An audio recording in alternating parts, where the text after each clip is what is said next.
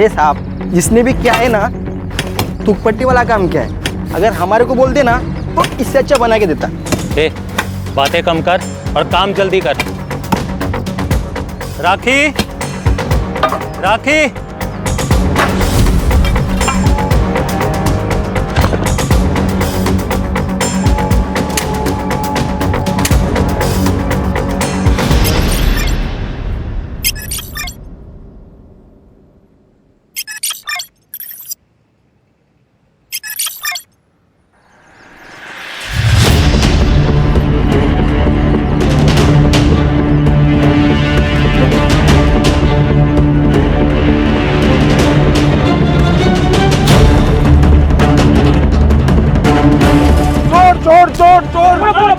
अरे दिव्या, तू समझ क्यों नहीं रही है? वो बना रहा है तुझे और तू बनती जा रही है। जितना भोला दिखता है ना, वो उतना भोला है नहीं। तू हमेशा राज के बारे में गलत क्यों बोलता रहता है ऋषभ?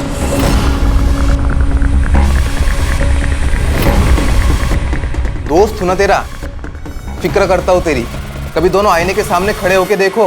गर्लफ्रेंड बॉयफ्रेंड नहीं, बाप बेटी ज्यादा लगते हो। ज्यादा बोल मत। दोस्त है ना, दोस्त की तरह रह, बाप बनने की कोशिश मत कर। चल बाय, फोन रख।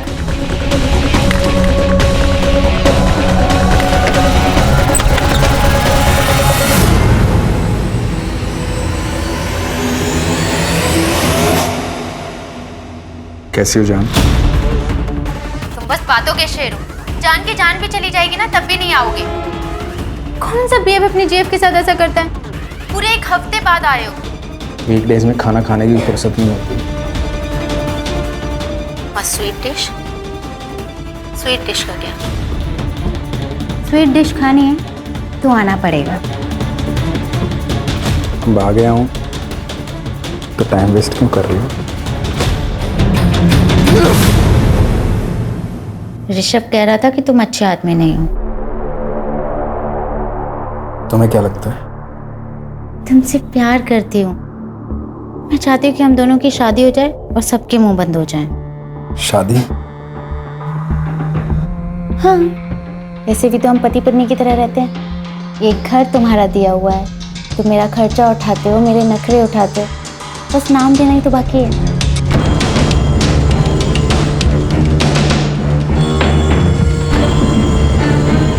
चल करते हैं शादी। सच्ची? मुझे तो लगा तुम शादी के लिए नहीं मानोगे। प्रॉब्लम मुझे नहीं है, प्रॉब्लम तुम्हारे घर वालों को होगी। मेरी उम्र बढ़ी है, इस बात को नहीं समझेंगे। क्या कहा? दिव्या, तेरा दिमाग तो ठिकाने पे है ना? अरे 42 साल का लड़का नहीं, आदमी है वो, आदमी।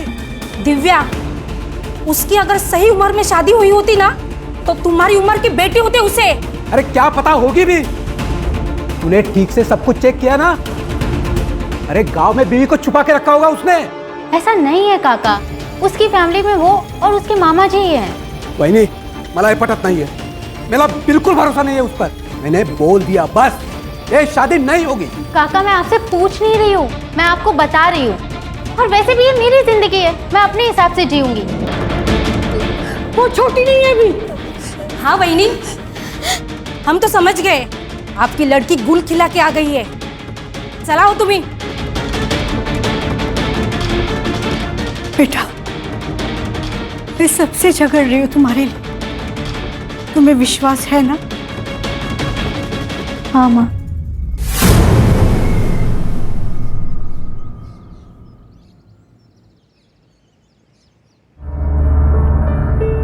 आज मेरे पापा जरूर आएंगे। अच्छा, लगी शर्त? नहीं आएंगे। आएंगे, वो मेरा बर्थडे कभी नहीं भूल सकते। देखो पापा क्यों चाहिए, मैं देता हूँ ना तेरे को खिलौने। ये ऐसे नहीं मानने वाला। पापा का लाडला जो है। ये लो तुम्हारी चाय।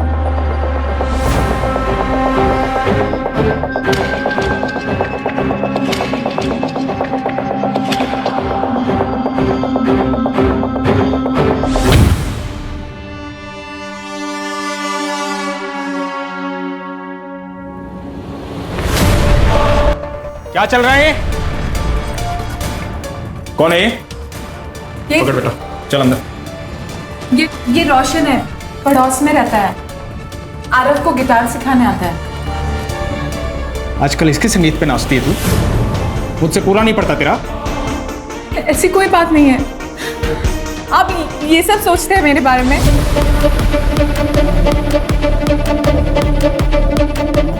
बेला बहनी, मैं बाद में आता हूँ। बाद में आता हूँ मतलब मेरे जाने के बाद? तू इसके घर पे जाती है, ये आता मेरे बिस्तर पे यहाँ? सुनिए, ऐसी कोई बात नहीं है, मैं बोल रही हूँ ना आपसे।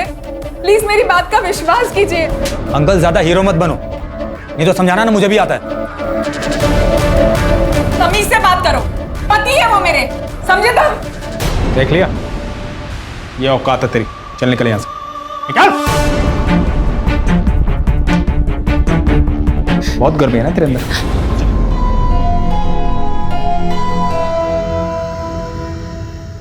तुमने फिर से मेरी बहन पे हाथ उठाया?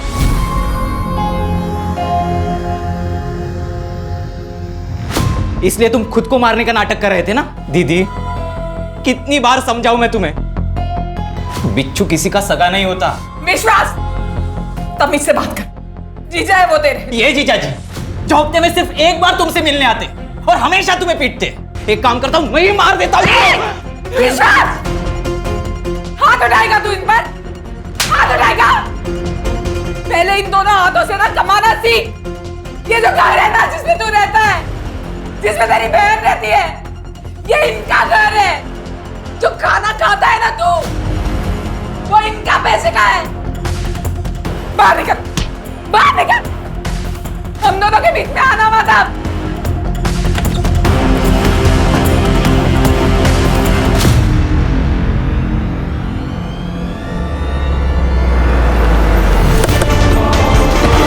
कितना अच्छा वेंटिलेशन है, बड़ा एरिया है, वेल फर्निश्ड है सब। यहाँ से स्कूल और मॉल सब नजदीक है।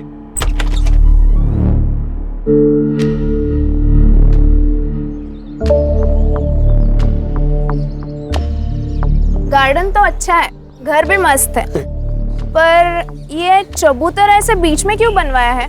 इसको हटवा सकते हैं क्या? हाँ राखी बेन, बिल्कुल हटवा सकते हैं। वो क्या है कि पहले वाले भाड़े उतरी ने बनवा दिया था। अगर आप लोगों को नहीं चाहिए तो हटवा देंगे।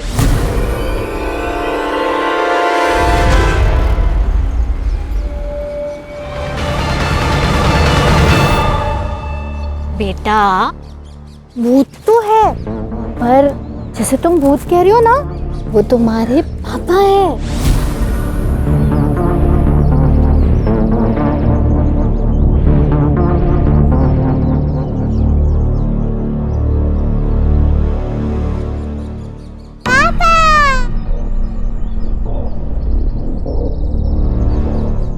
आप भी ना बच्चे बन जाते हो। खामखा डरा दिया ना उसको।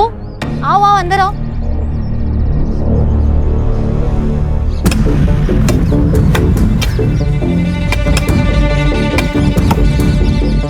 अरे साहब, इसने भी क्या है ना, तुकपट्टी वाला काम किया है। अगर हमारे को बोल देना तो इससे अच्छा बना के देता।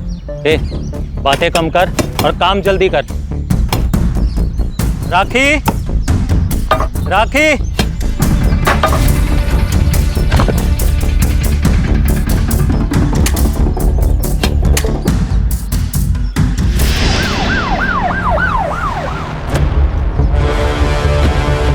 स्केलेटन काढून झाल्यावरती राणे पोस्टमार्टमला पाठव। तब तक इस कंकाल की कहानी जानते हैं। आप लोगों ने फोन किया था? जी सर। ये घर आपका है?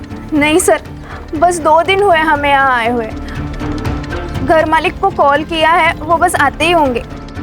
हाँ सर, मैं ही इस मकान का मालिक हूँ, लेकिन इसके बारे में मुझे कोई आइडिया नहीं है। शायद पिछले भाड़ोतरी ने बनवाया था। कौन था भाड़ोतरी? सरोज मिश्रा नाम की एक महिला अपने बेटे के साथ यहाँ रहती थी। वो 5 साल तक रही, भाड़ा भी टाइम पर देती थी, लेकिन एक दिन अचानक कहीं चली गई। अब कहाँ चली गई मुझे पता नहीं सर। उसका बेटा भी 15 दिन तक यहीं रहा था। ये सरोज मिश्रा का पति? सर, उसका पति आर्मी में था, सूबेदार मनोज मिश्रा। बेचारा ड्यूटी पर शहीद हो गया। सर, एक बात अजीब लगी, उसके मरने के बाद उसकी फैमिली में से कोई भी सरोज और चीकू को मिलने नहीं आया। ये चीकू कौन है? सरोज का बेटा। उसका असली नाम तो मुझे पता नहीं, लेकिन उसे सब चीकू कह के बुलाते हैं। ये सरोज और चीकू से मिलने के लिए कभी ना कभी तो कोई ना कोई आता होगा ना? हाँ सर, सूबेदार मनोज मिश्रा का दोस्त राज शर्मा उससे कभी कभी मिलने आता था। जब वो चली गई तो मैंने राज शर्मा को कॉल किया उसके बारे में पूछने के लिए। उसने मुझे जौनपुर का नंबर दिया, लेकिन सर जब नंबर मैंने ट्राई किया तो बार बार बंद आ रहा था। ये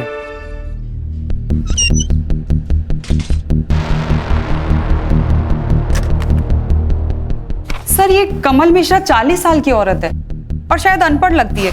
ये देखिए, रेंटल एग्रीमेंट में इसने अंगूठा लगाया। और सर उसके ऊपर फ़ोन नंबर भी नहीं लिखा हुआ है, शायद उनके पास फ़ोन नहीं होगा। फौजी की बीवी है करड़े, फ़ोन तो होगा, पता करो। छिड़के इस सूबेदार मिश्रा की सारी डिटेल निकालो, पता करो कौन से ऑपरेशन के दौरान वो शहीद हुआ था। ठीक है सर। वैसे सर बिना डिवीज़न जाने पता कर रहे हैं, थोड़ा वक्त लग सकता है। वो बेंच बनाने वाला बालू, उसका नंबर लगा? नहीं सर, उसका फ़ोन स्विच ऑफ है। यूनियन वाले कह रहे हैं कि गांव गया, जल्दी वापस आ जाएगा। उसका नंबर सर्वेलेंस पे डालो। राज शर्मा का क्या हुआ? सर फिलहाल उसका नंबर भी आउट ऑफ रेंज आ रहा है। राज हमारी पहली और मजबूत कड़ी है, वो मिलना चाहिए।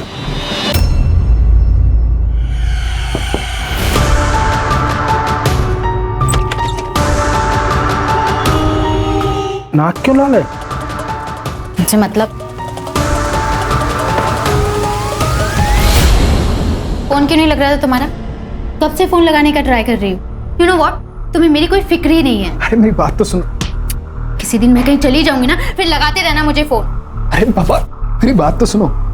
फोन की बैटरी खत्म हो गई थी, चार्जिंग पॉइंट भी नहीं था और पावर बैंक भी नहीं था। ये देखो, ये देखो, काम खत्म होते ही सीधा तुम्हारे पास आ गया। यार देख रही हो मेरा? ये खुशखबरी है। खुशखबरी? प्रोटेक्शन तो यूज किया था मैंने। अरे बाबा वो वाली नहीं, आई काका काकी सब मान गए हमारी शादी के लिए, तुम्हें मिलने के लिए बुलाया है। आज मैं बहुत खुश हूँ। अरे फोन तो चार्जिंग पे लगाने दो। अरे रुको।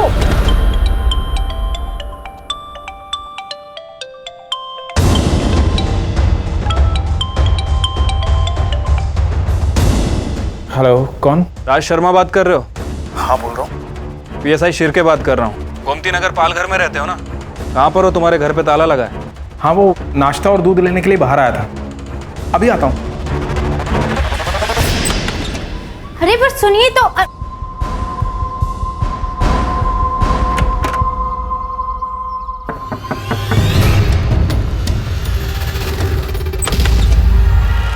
हाय दिव्या। हाय। अब क्या अंदर भी नहीं आने दोगी? देख, तुझे अगर राज के बारे में बात करनी है तो नहीं। अरे नहीं बाबा, यूं ही मिलने चला है तुझसे। ठीक है, आजा।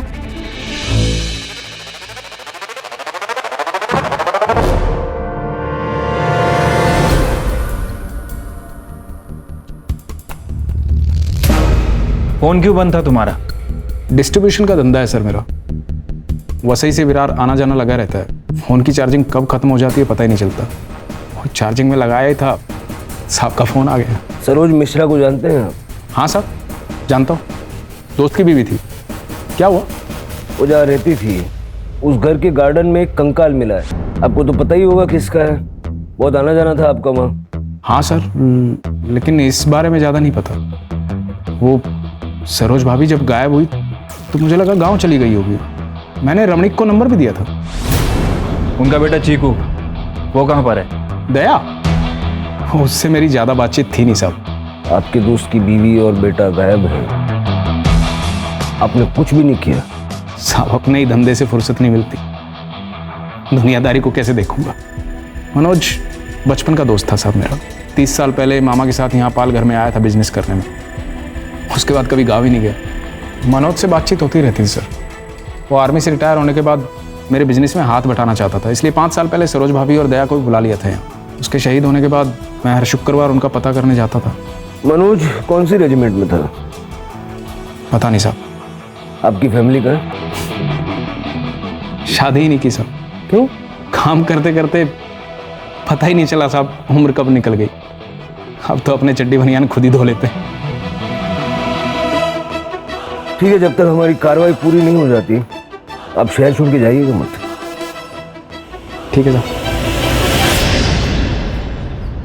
क्या लगता है सर, सच बोल रहा है? ये मनोज का बचपन का दोस्त था, मनोज को बिजनेस में पार्टनरशिप भी देने वाला था। लेकिन इसको ये नहीं पता कि मनोज कौन सी रेजिमेंट में अपनी सेवाएं दे रहा था। नहीं जानता। मनोज का बेटा अब कहाँ है वो तक इसको नहीं पता। पूरा सच तो नहीं बता रहा ये। एक काम करो, एक टीम जौनपुर भेजो और इस मनोज मिश्रा के बारे में ज्यादा से ज्यादा जानकारी निकलवाओ। राइट साहब।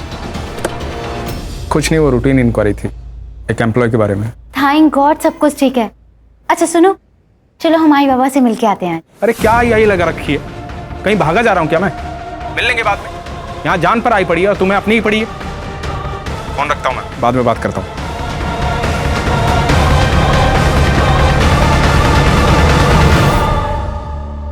क्या हुआ दिव्या? मना कर दिया ना? अरे झूठा है वो, एक नंबर का फ्रॉड आदमी है। तू सिर्फ बोल दिव्या, मैं 1 मिनट में सारी उसकी हिस्ट्री निकालता हूँ। निकल यहाँ से, निकल। दिव्या, मैं तुम्हारे लिए कुछ भी कर सकता हूँ। अगर मैंने प्रूव कर दिया कि तुम्हारे साथ चीट कर रहा है तो क्या हम साथ में आ सकते हैं?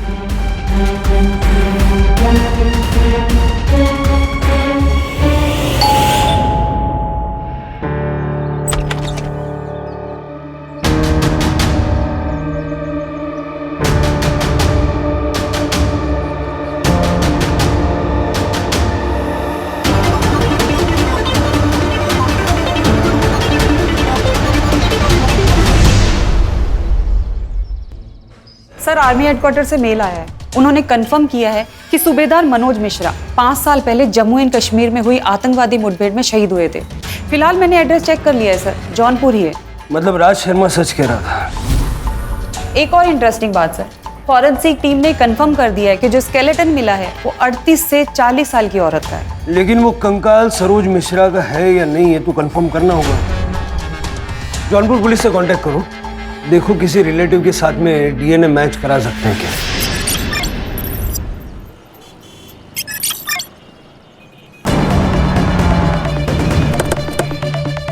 सर इस लड़की की मिसिंग कंप्लेंट आई थी सर, और सर ये लड़की वर्किंग वुमेन हॉस्टल में रहती थी। वहाँ से हमें इस घर का पता मिला है, और सर इस केस का कनेक्शन राज शर्मा के केस से है सर।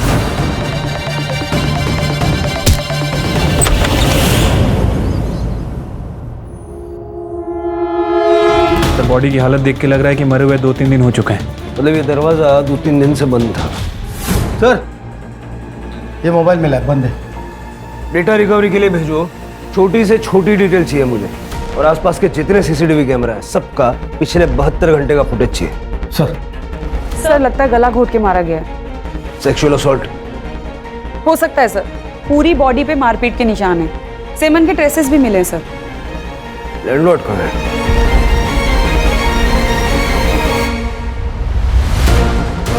लड़की अकेली रहती थी? सर वो एक्चुअली इस घर का रेंटल एग्रीमेंट गौरी शंकर पांडे के नाम से है। वो अपने बहू बेटे के लिए घर किराए पे लिए। ये बहू थी उनकी? जी हाँ सर, ये उन्हीं का बेटा है।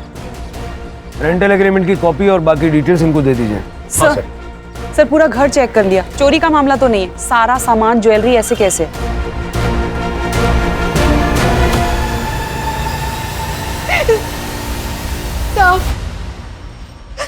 साहब मेरी बच्ची पूरा घर संभाल रहे थे साहब। इनके जाने के बाद ना मैं उसी को देख के जी रही थी, अब वो चली गई। अब मैं क्या करूं साहब? राज आपकी बेटी से उम्र में बड़ा था, फिर भी आप लोग मान गए? साहब वो उससे प्यार करती थी साहब। साहब उसकी जिद के खातिर हम लोग इस शादी के लिए मान भी गए थे। राज से मिलवाने वाली थी वो, लेकिन उसके पहले ही ये नाटक बंद करो, नाटक बंद करो। ये साहब इन्होंने मारा है मेरी बच्ची को। वहीने क्या बोलते तू? पागल हो गए तू? पागल मैं नहीं साहब, पागल ये लोग हैं। मैंने इनकी बात उस रात सुन ली थी साहब। मैं जानता हूँ दिव्या की शादी तुझे अपने मामा के लड़के के साथ करनी थी ना, इसलिए गुस्सा है तू। ऐसा क्यों कर रही थी मैं? हाँ, ताकि सारा पैसा और ये घर हमारे कंट्रोल में रहेगा। लेकिन अब क्या होगा? वो आएगा और घर हड़प लेगा। अरे हड़प तो तब लेगा ना जब उसकी शादी होगी। एक बात याद रखना, दिव्या की शादी सिर्फ और सिर्फ हमारी मर्जी से होगी, वरना होगी ही नहीं, भले इसके लिए मुझे उसकी जान क्यों न लेनी पड़े। गुस्से में बोल दिया था साहब। अब घरेलू झगड़े में कोई ऐसा बोलता है मतलब मार देगा क्या? साहब इन लोगों की बातों में बताना मत छोड़ना इनको। इन्होंने मारा है मेरी बच्ची को। बता क्यों मारा मेरी बच्ची को? आप शांत हो जाइए। हाँ? राणे, सबकी कांटेक्ट डिटेल्स ले लो। अभी आप लोग जा सकते हैं लेकिन शहर से बाहर नहीं जा सकते।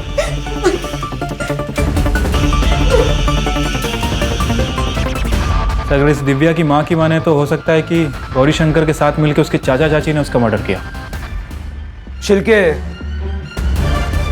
होने को तो कुछ भी हो सकता है। ये फैमिली भी हमारी सस्पेक्ट है, उन पे नजर रखो और ये राज को ढूंढो और पता लगाओ कि गौरी शंकर राज का असली बाप है या उसका क्राइम पार्टनर। ठीक है सर।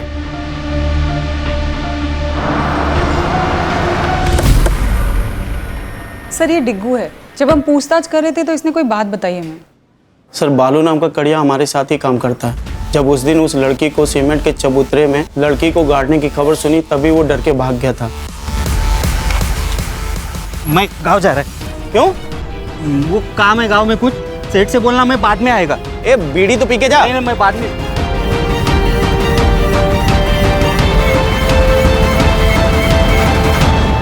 नंबर है तेरे पास उसका? हाँ सर मैंने नंबर लेके कॉल किया था, फिलहाल वो भी बंद आ रहा है। सर्वेलेंस पे डालो। जी सर। अगर ये बालू ही वो कड़िया है जो हमें चाहिए तो ये हमें जल्द से जल्द मिलना चाहिए। जी सर। बाय।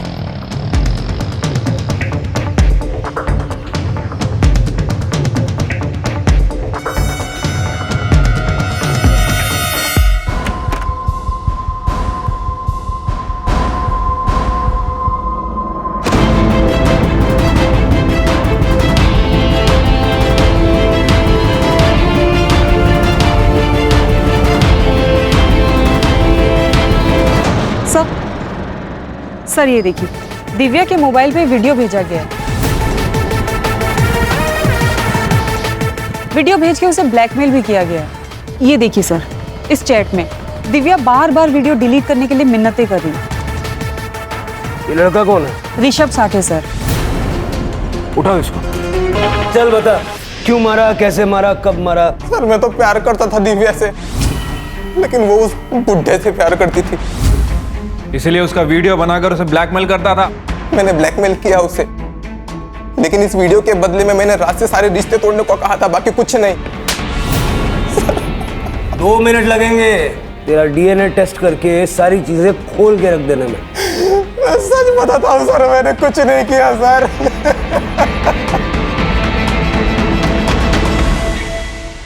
सर राज अभी तक घर नहीं आया, उसका फोन भी आउट ऑफ रेंज है। पैटर्न चेक किया? सेम पैटर्न है सर, वही बोईसर, वसई, पालघर जैसे उसका हमेशा लोकेशन रहता है। मतलब पालघर में कोई तो है जिसके यहाँ आके ये रहता है।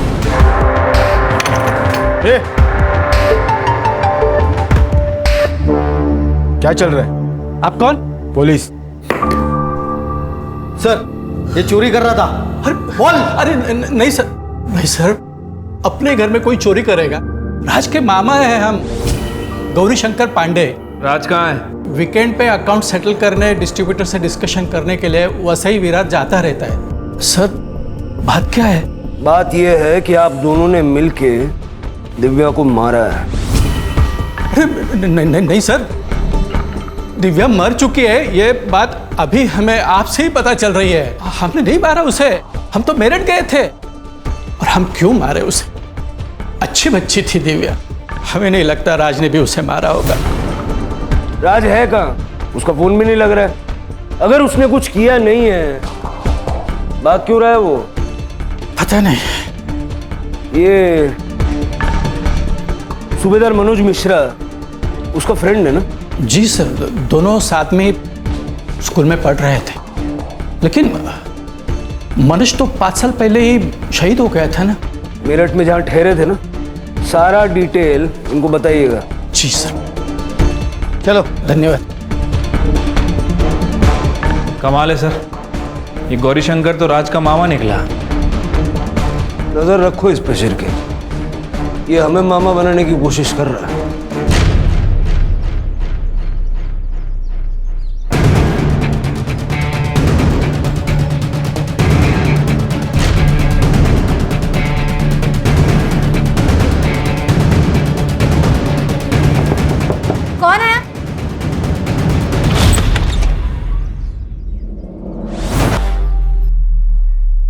सर मरते मरते बच गई है वो। शुक्र है कि चाकू हार्ट तक नहीं पहुंचा। और सर उस औरत के घर से कुछ फोटोज मिले, इसलिए मैंने आपको कॉल करके बुलाया। राज मेरे पति है सर, प्लीज आप उन्हें बता दीजिए। आप चिंता मत कीजिए, हम उनको इन्फॉर्म कर देंगे। आपने हमलावर का चेहरा देखा? नहीं सर, शक्ल नहीं देखी। उसने गमछा लपेटा था मुंह पे। सर ये राज मुझे काफी डेंजर आदमी लग रहा है। राज को पकड़ना होगा इससे पहले कि वो किसी और को नुकसान पहुंचाए। मतलब सर कोई और भी परिवार खतरे में है? कुछ भी हो सकता है। दिव्या और अलका को मारने का स्ट्रॉन्ग मोटिव है उसके पास। उसका बैंक अकाउंट चेक करो, कोई बड़ा विड्रॉल या कोई स्पेसिफिक विड्रॉल पैटर्न है क्या देखो, हो सकता है किसी को सुपारी दी हो। ठीक है सर। सर दिव्या के हाथ में एक महंगी डिजिटल रिस्ट वॉच थी, सारी फोटोज में वॉच है, लेकिन जब उसकी बॉडी मिली तो वॉच नहीं थी सर, सिर्फ निशान था। हो सकता है खूनी वही ले गया हो। घर में पड़ी हुई कैश गोल्ड ये सब छोड़ के उन्हीं रिस्ट वॉच ले जाएगा, ये हजम करना मुश्किल है।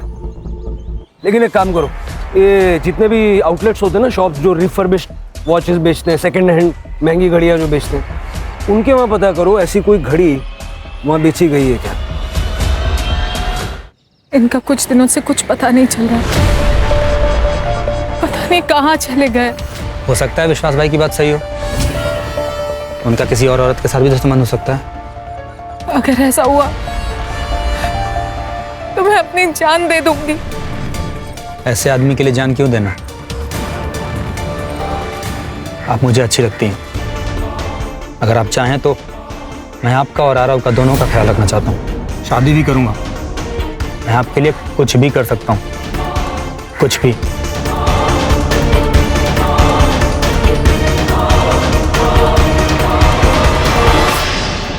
सर सर ये देखिए, जौनपुर से मेल आया है। सर राज वाशी के एक एटीएम से कुछ पैसे विड्रॉल कर रहा था, वहां की लोकल पुलिस ने उसे पकड़ लिया है, उसे यहीं लेकर आ रहे हैं।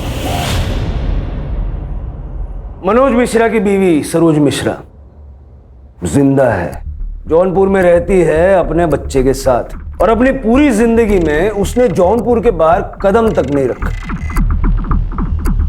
तो सर वो कंकाल किसका था?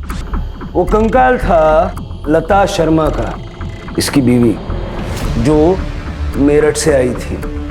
साहब मैंने कुछ नहीं किया, मैंने किसी को नहीं मारा साहब। अब अगर नहीं बोला ना, सीधा गोली मारूंगा और केस बनाऊंगा एनकाउंटर का। सर लता मेरी बीवी थी साहब, वो मामा उसे गांव से लेके आए थे मुझसे शादी करवाने के लिए। अनपढ़ थी साहब, बोलने का ढंग नहीं था, पर दिखने में बवाल थी साहब। मैंने उससे संबंध बना लिए, प्रेग्नेंट हो गई वो, शादी करनी पड़ी। उससे एक लड़का भी है, दया शंकर। मेरा लता से मन भर गया था, मैं बेला से मिला। बेला कौन? बेला मेरी बीवी साहब, फिर उससे भी मन भर गया साहब, तो मैंने अलका से शादी की। जैसे तुम भूत कह रही हो ना, वो तुम्हारे पापा है। किसी को किसी के बारे में कुछ नहीं पता था, तब मैं दिव्या से मिला। और दिव्या को ये सब बाकी शादियों के बारे में पता चल गया तो मार दिया उसको। दिव्या को कैसे मार सकता हूँ साहब, मैं प्यार करता था उससे मैं। एक आदमी को तूने 1 लाख रुपया ट्रांसफर किया था। अरे मैंने क्या किया? बिजनेस के लिए पैसा दिया था साहब इसको। जब अलका पे अटैक हुआ तो तेरे मोबाइल का लोकेशन ये कहता है कि तू उस वक्त वहीं था। नहीं साहब, मैंने कुछ नहीं किया, इसी ने मुझे अलका को मारने की सुपारी दी थी। साहब झूठ बोल रहे हैं, बिजनेस के लिए पैसे दिए थे मैंने। अरे तुम झूठ बोल रहे हो। अरे साहब सुपारी देनी होती मुझे तो कैश दे देता ना मैं। ढक्कन खुल गया है जीजू, सब सच बोल दो। लौंडिया बाजू साहब, खूनी नहीं। बार बार राज का ये कहना कि मैं खूनी नहीं हूं, ये खटक रहा। और सर बेला भी गायब है, कहीं ऐसा तो नहीं कि राज और विश्वास मिले हुए हैं और इन दोनों ने मिलकर ही बेला का मर्डर किया? भाई सुनो ना। हाँ बोलिए। यहाँ पर किसी ने महंगे वाली घड़ी बेची है? नहीं सर, यहाँ पे कोई किसी ने घड़ी नहीं बेची सर। चलो मोरे।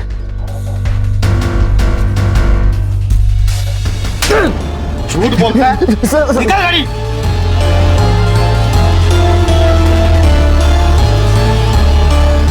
किसने बेचा था? सर एक लड़के ने आगे दिया था सर। सीसीटीवी फुटेज है तेरे पास? हाँ दिखाता दिखा जल्दी।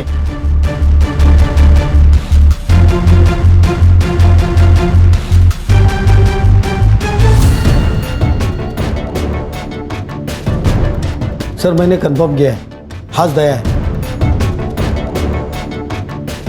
इसकी फोटो सारे खबरियों को भेज दो, भागना नहीं चाहिए। सर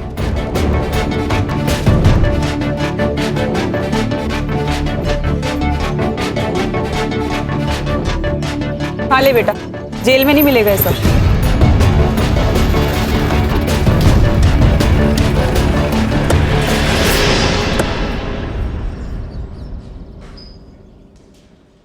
वो घड़ी तेरी थी कि चुराई थी?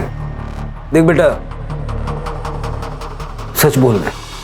मैंने ही चुराई थी वो घड़ी, दिव्या को मारने के बाद। दिव्या को क्यों मारा? उसने क्या बिगाड़ा था तेरा? क्योंकि मेरा बाप उससे प्यार करता था और मेरी माँ से नफरत। मैंने जब पहली बार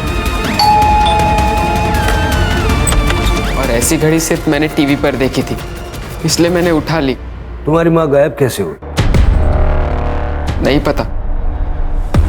मैं उस दिन अपने दोस्तों के साथ नशे कर रहा था। जब 2 दिन बाद मैं घर आया तब माँ नहीं थी।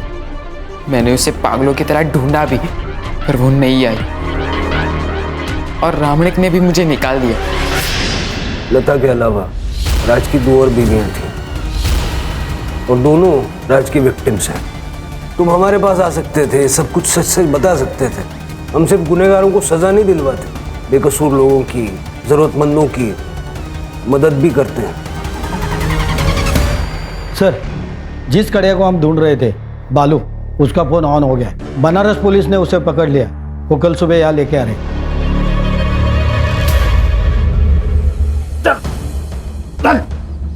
क्या बालू, सच सच बता दे सब कुछ, नहीं तो जो कारीगरी तूने की है ना, उसी के बाजू में तुझे गाड़ दूंगा। बताता हूँ साहब, बताता हूँ। वो गांव में घर लेने के लिए पैसे चाहिए थे, तो कुछ भी करके पैसों का जुगाड़ करना था साहब। तो पैसों का जुगाड़ करना था तो खून करेगा? नहीं साहब, मैंने खून नहीं किया। मैंने तो बस उसे इस चबूतरे में चुनवा दिया। किसके कहने पे? बदला बहुत बड़ी चीज होती है सर। अगर हार गए तो वो जीत जाएगा। राज पीकर मुझे बहुत मारता था सर, पाल कर गई। वो मैंने राज को लता के साथ देखा।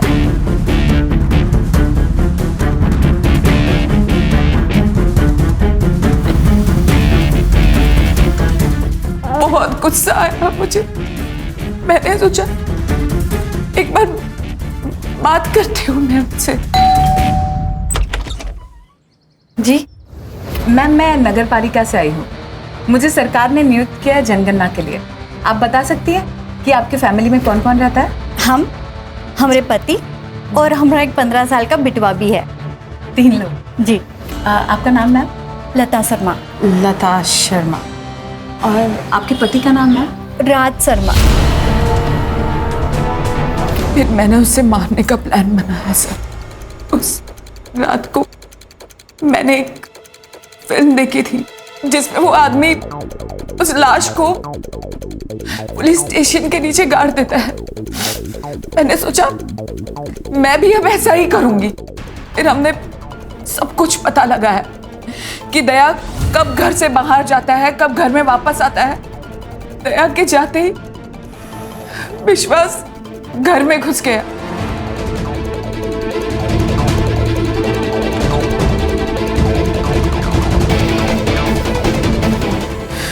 मार दिया। सोचा अब सब ठीक हो जाएगा।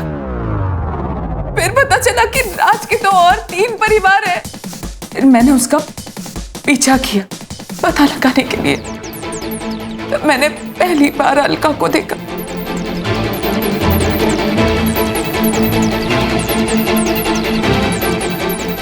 विश्वास ने उसे भी मार दिया।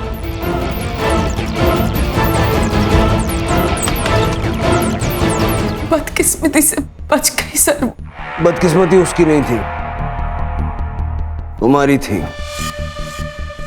इंसान का खून माफ नहीं किया जाता। अच्छे से जानती हूँ, इसीलिए सर रोशन के साथ भाग रही थी मैं, ताकि कहीं दूर चले जाऊंगी और अपनी नई जिंदगी की शुरुआत कर लूंगी। ले जाओ इनको, और वो राज पे सिर्फ फ्रॉड के चार्जेस लगाना, और इसके भाई को भी हिरासत में लो और दोनों भाई बहन के खिलाफ चार्जशीट दाखिल करो। चल।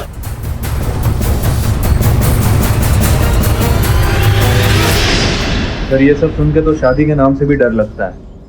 शिरके, हमारी संस्कृति में शादी एक बहुत ही महत्वपूर्ण संस्था है, लेकिन शादी के लिए पार्टनर चुनते वक्त लोग अक्सर जल्दबाजी में गलती कर बैठते हैं। मतलब किसी के पास बहुत ज्यादा पैसे होना उसकी योग्यता का प्रमाण नहीं हो सकता। उसके चरित्र के बारे में, उसके स्वभाव के बारे में जानकारी भी होनी चाहिए। Correct sir. आजकल तो लड़के लड़कियां ब्लड रिपोर्ट भी मांगते हैं। बिल्कुल ठीक है। शादी के बंधन में बंधने वाले दोनों लोगों को एक दूसरे के बारे में पर्याप्त जानकारी होना बहुत जरूरी है। Right sir.